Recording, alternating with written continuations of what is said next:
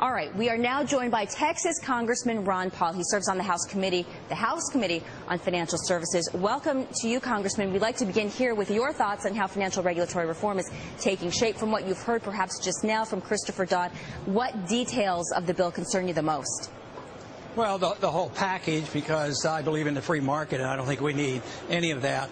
And you can't deal with protection through regulations if you don't deal with the fact that the Federal Reserve is designed to be the lender of last resort, and that causes all the moral hazard. So as long as you have the Fed sitting there to lend money for anybody who gets into trouble, you really don't need a prohibition against bailouts. You just need people here who don't vote for the bailouts. And then we need some monitoring of the Fed. We need transparency of the Fed so that we know exactly what they're doing. That's where the real culprit is.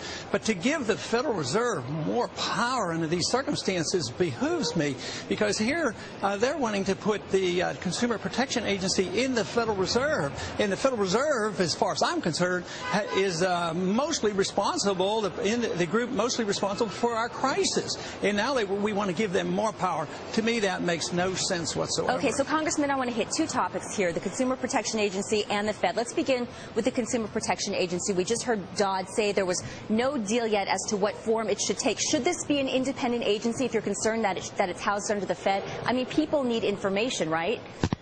Yeah, right, and they're not going to get it. They're going to bicker about it. But I know, I have read that Senator Dodd sort of favors putting it in the Federal Reserve. Others want to make it independent. I don't like either. But if I have a choice, I'm going to support the independent agency over the Federal Reserve. I don't want it in the Federal Reserve. But all these regulations just don't work. You know, ever since the Depression, we think regulations will solve our problems. We've had the SEC. We've had Sarbanes-Oxley. We still have our financial crises. And I think, well, we just need more regulation.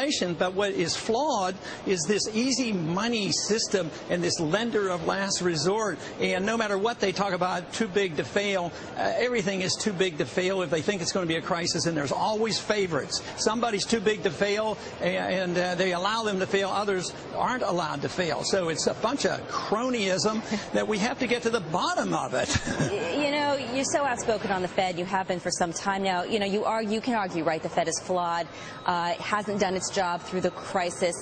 Isn't the answer, though, to fix it? Why not fix it? Because the Fed really, you know, it manages prices, monetary policy, even fiscal policy. Why do you want to eliminate it altogether? Who would do that?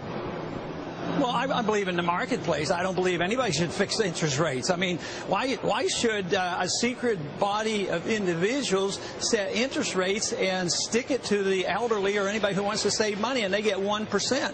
Why don't they deserve the market rate? Why do businessmen and bankers fight to have the Fed, you know, provide this credit and artificially set interest rates? The market's supposed to do this. This means they don't believe in free markets. This means they believe in a managed central economic planning system that always fails, and we're in the midst of the failure. But don't you think the Fed's been better with its transparency? The Fed governors and the bank presidents have been marching out, you know, constantly now, making statements as to the economy. The Fed itself and Bernanke has been on Capitol Hill testifying month after month.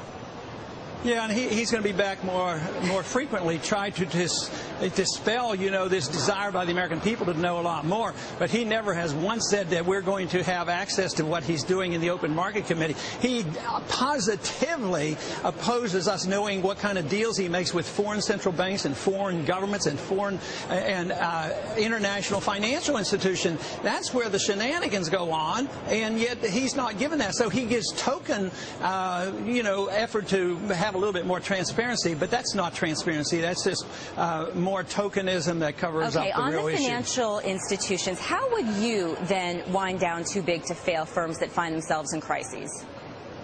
Well, I would just prohibit bailing out anybody. Anybody's in trouble should go bankrupt, and people would be more cautious next go around. The fact that the Fed is always there and manipulating the economy, they make the assumption that they will be taken care of. But for right now, if you want to get over this crisis that we have, you have to allow all the companies that are in over the head fail. We have to quit dumping all the bad assets onto the taxpayer, whether the Federal Reserve is holding them or whether the Treasury Treasury holds them. It's absolutely anathema to what a free market should be doing. We punish the people who are successful, and we reward the people who have made all the monies while the bubble was being formed. And this system has to be revised. It just doesn't work. More and more people are following you. You're getting more and more support. The drumbeat is growing louder and louder with this groundswell of support for many of the ideas that you've shared here with us today. Would you consider running for president in 2012?